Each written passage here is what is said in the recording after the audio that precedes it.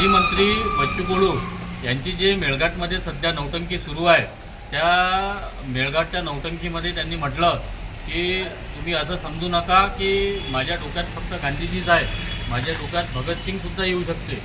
मी त्यांना सांगू इच्छितो, बच्चू भाऊ, तुमच्या डोक्यात कधी भगतसिंग येऊच शकत नाही। तुमच्या डोक्यात 24 तासही गांधीजीच असतात।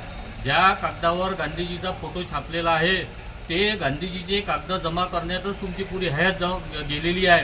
आतापर्यंत तुम्ही किती माया जमा केली आहे सर्व जनतेला माहीत आहे, आणि म्हणूनच तुम्ही पदावर असताना त्या मेळघाटच्या लोकांसाठी काही करू शकले नाही, शिक्षण मंत्री असताना त्या विद्यार्थ्याच्या शिक्षणासाठी काही करू शकले नाही, तुम्ही 9 खात्याचे राज्यमंत्री असताना मेळघाटच्या लोकांकरिता 20 त्या ठिकाणी पोहोचू शकले नाही। आता ते जर त्यावेळेस केलं असतं तर आता तुम्हाला ही संघर्ष यात्रा काढायची गरज पडली नसती।